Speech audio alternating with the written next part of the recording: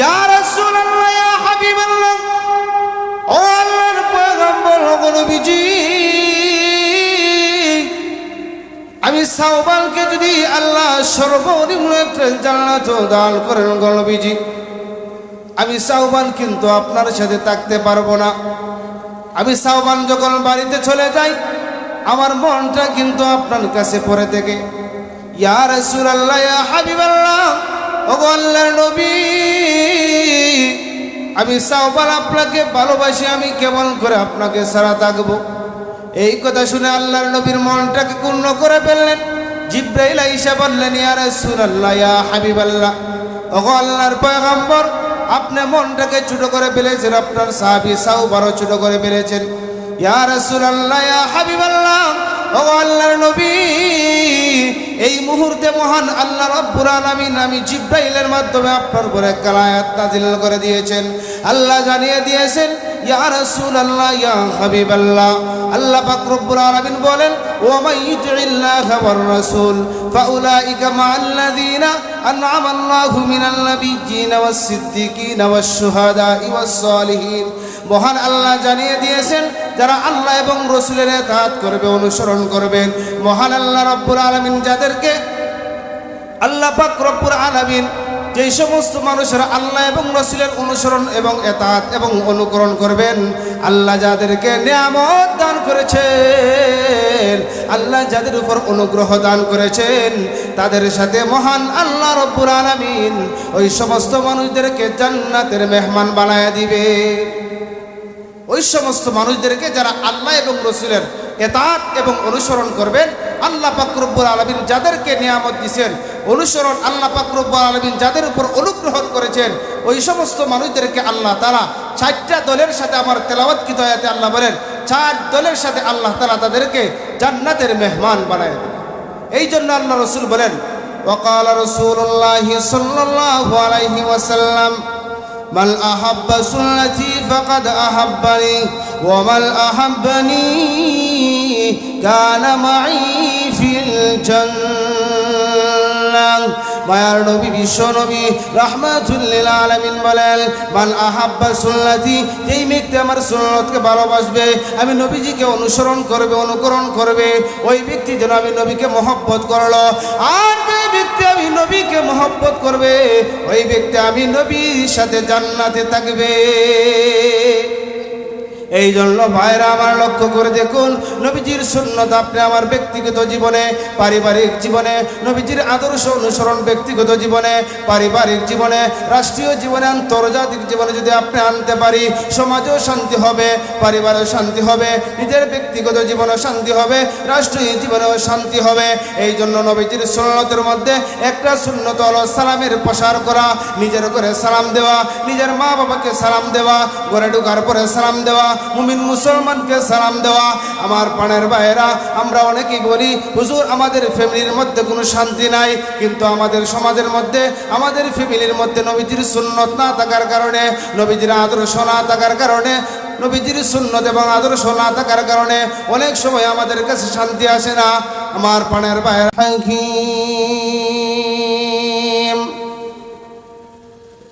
الحمد لمن قدر خيرا وخبالا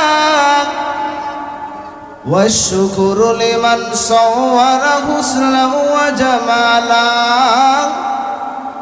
والشكر لمن صور حسنا وجمالا فرد صمدون صفة الخلق بريون رب أجلي خلق الخلق كمالا لا قبل ولا بعد ولا وقت زمانا لا مانع لها بلله تعالى الأول والآخر والظاهر حقا والباطن مولاه بلا قيل وقالا لا قبل ولا بعد ولا وقت زمانا لا مانع لها بلله تعالى। ঐতিহ্যবাহী মানিকা মধ্যপাড়া বাইতুল আমান জামে মসজিদ ও যুব সংঘের উদ্যোগে দ্বিতীয় বার্ষিক ইসলামী মহাসম্মেলনের মহতারাম সম্মানিত সভাপতি, সম্মানিত সুধী সমাজ, মাইকের আওয়াজ যতদূর পর্যন্ত গিয়ে পৌঁছেছে পর্দানিশীল সম্মানিত মা ও বোনেরা, মহান রব্বুল আলামিনের দরবারে কালিমাতুশ শুকর আদায় করে নিচ্ছি যে আল্লাহ পাক রব্বুল আলামিন আমাদের সকলকে আজকের এই জান্নাতি বরকতি মাহফিলে আসার বসার তৌফিক দান করেছেন। সেই জন্য মহান রব্বুল আলামিনের দরবারে আমরা কালিমাতুশ শুকর আদায় করি আলহামদুলিল্লাহ। মহতরম হাজিরিনে কেরাম, সময় অত্যন্ত সংক্ষিপ্ত। আমি আপনাদের সামনে পবিত্র কালামুল্লাহর সূরা নিসার 69 নম্বর আয়াতে কারিমা তেলাওয়াত করেছি। তেলাওয়াতকৃত আয়াতকে সামনে রেখে সংক্ষিপ্ত কিছু আলোচনা করব। আল্লাহ পাক রব্বুল আলামিন যেন আমাদের সকলকে ইখলাসের সাথে আলোচনা করার এবং শোনার তৌফিক দান করে, সবাই বলেন আমিন। আমার তেলাওয়াতকৃত আয়াতে আল্লাহ পাক রব্বুল আলামিন সূরা নিসার 69 নম্বর আয়াতের একখানা শানে নুজুল আল্লাহ তাআলা বর্ণনা করেছেন। কেন আল্লাহ তাআলা এই আয়াত নাজিল করেছেন? নবীজির সাহাবী হযরতে সাওবান রাদিয়াল্লাহু তাআলা আনহু একদিন আল্লাহর নবীকে বলতেছেন, ইয়া রাসূলুল্লাহ, ইয়া হাবিবাল্লাহ, আমার জীবনের চাইতে আপনাকে বেশি মহব্বত করি গো নবী, এত ভালোবাসি, এত মহব্বত করি আপনাকে, সবচাইতে বেশি মহব্বত আমি সাওবান আপনাকে করি। অন্যান্য সাহাবায়ে কেরাম নবীজিকে মহব্বত করতেন, কিন্তু সাওবান বলতেছেন, ইয়া রাসূলুল্লাহ, আমি সাওবান আপনাকে অনেক মহব্বত করি, কিন্তু আল্লাহ পাক রব্বুল আলামিন আপনাকে সর্বশ্রেষ্ঠ রসুল বানায় দুনিয়াতে প্রেরণ করেছেন। জিন ও ইনসানের মানব দানবের রসুল বানায় আল্লাহ প্রেরণ করেছেন। আপনি যখন দুনিয়া থেকে চলে যাবেন, আল্লাহ তাআলা আপনাকে সর্বশ্রেষ্ঠ জান্নাত, জান্নাতুল ফেরদাউস আল্লাহ তাআলা আপনাকে দান করবে। ইয়া রাসূলুল্লাহ, ইয়া হাবিবাল্লাহ, আল্লাহর নবী, আমি সাওবানকে যদি আল্লাহ মারা যাওয়ার পরে সর্বনিম্ন একটা জান্নাতও দান করেন, লক্ষ্য করে দেখুন আল্লাহর নবীর স্ত্রী আম্মাজান খাদিজাতুল কুবরা রাদিয়াল্লাহু তাআলা আনহা নবীজির সাথে কি পরিমাণ মহব্বত ছিল। আম্মাজান খাদিজাতুল কুবরা রাদিয়াল্লাহু তাআলা আনহাকে রেখে আল্লাহর নবী যখন রাতের বেলায় গভীর রাত্রে বেঈমান কাফিরদের বাড়িতে যাইতেন দিনের দাওয়াত দেওয়ার জন্য, গভীর রাত্রে আয়েশা যখন নবীজি দরজার মধ্যে খাদিজাকে ডাক দিতেন, সাথে সাথে আম্মাজান খাদিজা দরজা খুলে দিতেন। আল্লাহর নবী বলতেন, খাদিজা গো, তুমি কি রাতের বেলায় গভীর রাত্রে ঘুমাও না? খাদিজা ডাক দিয়ে বলে, ইয়া রাসূলুল্লাহ, ইয়া হাবিবাল্লাহ, আপনি যখন গভীর রাত্রিতে যখন বেঈমান কাফিরদের বাড়িতে দিনের দাওয়াত দেওয়ার জন্য যান গো নবী, ইয়া রাসূলুল্লাহ, ইয়া হাবিবাল্লাহ, ওগো নবীজি, আপনি যখন গভীর রাত্রিতে দিনের দাওয়াত দেওয়ার জন্য যান, আমি খাদিজা কেমন করে ঘুমায়া যাই? বেঈমান কাফিররা যখন আপনাকে দাওয়াত দিয়ে আমার বাড়িতে যখন নিয়ে আসবেন, আপনি যখন আমার বাড়িতে আইসা আমার ঘরের দরজার সামনে আইসা আমাকে খাদিজা বলে ডাক দিবে, আমি খাদিজা যদি ঘুমায়া যাই, কে দরজা খুলবে গো নবী? এই জন্য আমি খাদিজা সারা রাত্র জেগে জেগে আমি খাদিজা কাটিয়ে দিই, একটা সেকেন্ডের জন্য আমি খাদিজা বিছানায় পিঠ লাগাই না। কি পরিমাণ মহব্বত ছিল! এই জন্য আমার রসুল বলেন, মান আহাব্বা সুন্নতি ফাকাত আহাব্বানি ওয়া মান আহাব্বানি কানা মাই ফিল জান্নাহ। যেই ব্যক্তি আল্লাহ রসুলের সুন্নতকে মহব্বত করবে, আল্লাহ রসুল বলেন ওই ব্যক্তির জন্য আমি নবীকে মহব্বত করলো, আর যেই ব্যক্তি আমি নবীজিকে মহব্বত করবে, ওই ব্যক্তি আমার সাথে জান্নাতে থাকবে। সুবহানাল্লাহ। এই জন্য ভাইয়েরা আমার, সাহাবায়ে কেরাম নিজের জীবনকে উৎসর্গ করে দিয়েছেন, সব কিছু ছেড়ে দিয়েছেন, সব কিছুকে ছেড়ে দিয়েও আল্লাহর নবীর মহব্বত সাহাবায়ে কেরাম করছেন। নবীজির এতাত, নবীজির অনুসরণ, আল্লাহ রসুল সাল্লাল্লাহু আলাইহি ওয়াসাল্লাম, আল্লাহর এতাত এবং রসুলের অনুসরণ এবং রসুলের এতাত সাহাবায়ে কেরাম করছেন। নিজের জীবনটাকে উৎসর্গ দেওয়ার পরেও তারা সব কিছু পরিত্যাগ করেছে, কিন্তু রসুলের এতাত এবং অনুসরণ সাহাবায়ে কেরাম পরিত্যাগ করেন না। এই জন্য ভাইয়েরা আমার, আল্লাহ রসুল এবং আল্লাহ বলেন, যেই ব্যক্তি আল্লাহ এবং রসুলের এতাত এবং অনুসরণ করবে, আল্লাহ তাআলা বলেন, আমি আল্লাহ যাদের উপর অনুগ্রহ দান করেছি, আমি আল্লাহ পাক রব্বুল আলামিন যাদেরকে আমি আল্লাহ তাআলা নিয়ামত দিছি, ওই সমস্ত নিয়ামত প্রাপ্ত এবং অনুগ্রহ প্রাপ্ত বান্দাদের সাথে আল্লাহ তাআলা তাদেরকে জান্নাতের মেহমান বানায় দিবেন। অনুসরণ এবং আল্লাহর আদেশ এবং নিষেধ যদি আপনি আমি মেনে চলতে পারি, রসুলের এতাত যদি আপনি আমি করতে পারি, তাহলে আল্লাহ তাআলা আপনি আমাকে আল্লাহ তাআলার নিয়ামত বান্দাদের সাথে আল্লাহ তাআলা জান্নাতের মেহমান আল্লাহ তাআলা বানায় দিবেন। এই জন্য ভাইয়েরা আমার, লক্ষ্য করে দেখুন, নবীজির একজন সাহাবী তার নাম ছিল আবু সালমা এবং উম্মে সালমা। সন্তানের নামে নামকরণ করেছেন আবু সালমা এবং উম্মে সালমা। নবীজির হিজরতের আগে তারা নবীজির হাতে হাত রেখে কালিমা পড়ে মুসলমান হয়েছে। আবু সালমা এবং উম্মে সালমা দুইজন স্বামী স্ত্রীর মধ্যে এত মহব্বত ছিল, এত মিল ছিল।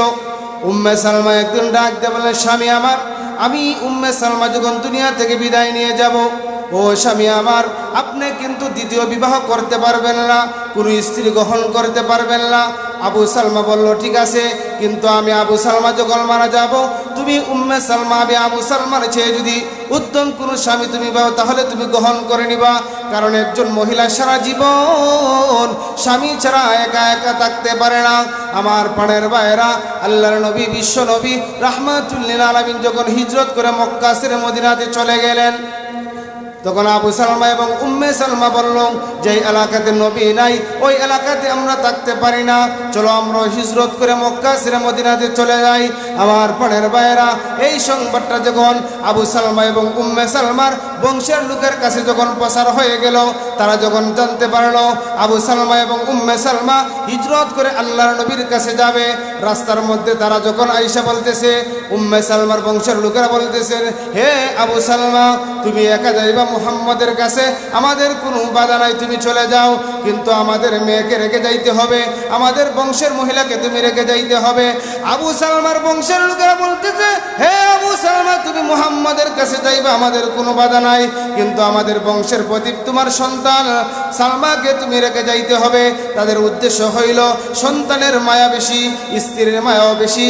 কারণ আবু সালমা তার স্ত্রীকে তো মহব্বত করত, সন্তানকে তো ভালোবাসত। স্ত্রীকে রাইকা খাবার খাইতো না, স্ত্রীকে রাইকা সে ঘুমাইতো না। এই জন্য তারা মনে মনে সিদ্ধান্ত করলো, স্ত্রী এবং সন্তানকে যদি আমরা রেখে দিই, তাহলে মনে হয় আবু সালমার মক্কাতে মুহাম্মদের কাছে যাবে না। আবু সালমা ডাক দিয়ে বললেন, হে আমার শ্বশুর বাড়ির লোকেরা শোনো, হে আমার বংশের লোকেরা শোনো, আমি আবু সালমা আমার সন্তানকে ভালোবাসি, আমার স্ত্রীকে আমি ভালোবাসি, কিন্তু আমার সন্তান এবং আমার স্ত্রীর চাইতে আমি লক্ষ কোটি গুণ আমার নবীকে আমি বেশি মহব্বত করি। আমার স্ত্রীকে তোমরা রাখতে পারো, সন্তানকে রাখতে পারো, রেখে দাও, কিন্তু আমি আমার নবীর কাছে যাবই যাব। সুবহান। আবু সালমা যখন নবীজির কাছে হিজরত করে মদিনাতে চলে গেলেন, দীর্ঘ 6 মাস চলে গেল। আবু সালমা এবং উম্মে সালমা এবং উনার সন্তানকে তারা বন্দী করে রেখেছে, কোনো খাবার খায় না, কঙ্কাল হয়ে গেছে সন্তানেরা, কঙ্কাল হয়ে গেছে উম্মে সালমা। দীর্ঘ 6 মাস পরে উনার বংশের লোকেরা দেখলো উম্মে সালমাকে তারা বন্দী করে রেখেছে, উনার সন্তানকে বন্দী করে রাখার পরেও স্বামীর মায়া এবং মুহাম্মদের মায়া তাদের অন্তর দিকে যায় নাই। শেষ পর্যন্ত তারা সিদ্ধান্ত গ্রহণ করলো, উম্মে সালমা এবং তার সন্তানকে আমরা মদিনাতে পাঠিয়ে দিব। বিশ্বস্ত একজন লোক দিয়ে তারা যখন মদিনার মধ্যে প্রেরণ করে দিলেন, উম্মে সালমার মনে বড় আনন্দ। দীর্ঘদিন পরে তাদের স্বামীর সাথে সাক্ষাৎ হবে, দীর্ঘদিন পরে সন্তানকে নিয়ে স্বামীর সাথে সাক্ষাৎ হবে। কিন্তু উম্মে সালমা মদিনাতে প্রবেশ করার পর একজন ঘোষক ঘোষণা করতেছে, কে কোথায় আসো জানো, কে কোথায় আসো? আবু সালমা দুনিয়া থেকে বিদায় গ্রহণ করেছে। আবু সালমা জানাজার নামাজের সময় হয়ে গেছে, তাড়াতাড়ি তোমরা রেডি হয়ে যাও, আবু সালমার জানাজার নামাজ এই মুহূর্তে আরম্ভ হয়ে যাবে। এবার উম্মে সালমা ডাক দিয়ে বলল, ও ঘোষক, তুমি যে ঘোষণা দিয়েছ কোন আবু সালমা দুনিয়া থেকে বিদায় গ্রহণ করেছে। এবার ঘোষক ডাক দিয়ে বলল, কিছুদিন পূর্বে সন্তান এবং স্ত্রীকে রাইখা যে আবু সালমা আল্লাহর নবীর সাক্ষাতে মক্কা ছেড়ে মদিনাতে হিজরত করে এসেছে, ওই আবু সালমা মারা গেছে। যেই মুহূর্তে স্বামীর সংবাদ উম্মে সালমার কানে এসে পৌঁছল, উম্মে সালমা এবার ভেঙ্গে পড়েছে, এক কদম সামনে দেয়, এক কদম পিছনে যায়। এবার উম্মে সালমা এমন করতে করতে ওনার স্বামীর কাছে গিয়ে পৌঁছল। স্বামীকে দেখার পরে ডাক দিয়ে বলতেছে, স্বামী আমার, তাকায় দেখো, আপনার সন্তানকে নিয়ে আপনার সামনে আমি উম্মে সালমা উপস্থিত। মনে হয় তুমি আমার ওপর অভিমান করেছো, আমার কোনো দোষ নাই, আমার বংশের লোকেরা আমাকে আটকে রেখেছিল। হে আবু সালমা, যদি আমাদের প্রতি অভিমান করে থাকো, এই মুহূর্তে আমাদের কাছে তুমি চলে আসো। কিন্তু আবু সালমা তো দুনিয়া ছেড়ে বিদায় গ্রহণ করেছে। সাহাবায়ে কেরামও কান্দেন, আল্লাহর নবীও কান্দে। আল্লাহর নবী ডাক দিয়ে বললে, উম্মে সালমা, আর কান্দিস না, কান্দিস না, তোর কান্না দেখে আমি নবী সহ্য করতে পারি না। আজ থেকে আমি বিশ্ব নবী মুহাম্মদুর রাসূলুল্লাহ সাল্লাল্লাহু আলাইহি ওয়াসাল্লাম তুই উম্মে সালমার সারা জীবনের জন্য আমি বিশ্ব নবী তরকার যেন হয়ে গেলাম। সাহাবায়ে কেরাম নবীজিকে অনেক মহব্বত করতেন, ভালোবাসতেন। এই জন্য আল্লাহ পাক রব্বুল আলামিন বলেন, ওয়া মান ইউতিইল্লাহা ওয়ার রাসূল ফাউলাইকা মাআল্লাযীনা আন'আমা আল্লাহু মিনান নাবিয়্যিনা ওয়াস সিদ্দিকিনা। যারা আল্লাহ এবং রাসূলের অনুসরণ এবং ইতাআত করবে, যারা আল্লাহ এবং রাসূলের অনুসরণ করবে, অনুকরণ করবে, আল্লাহ পাক রব্বুল আলামিন এই 60টা দলের সাথে আল্লাহ তাআলা জান্নাতের মেহমান বানায় দিবেন। আমাদের সকলকে যেন আল্লাহ পাক রব্বুল আলামিন আল্লাহ এবং রাসূলের অনুসরণ এবং ইতাআত করার তৌফিক দান করেন। আমিন। ওয়া আখির দাওয়ানা আলহামদুলিল্লাহি রাব্বিল আলামিন।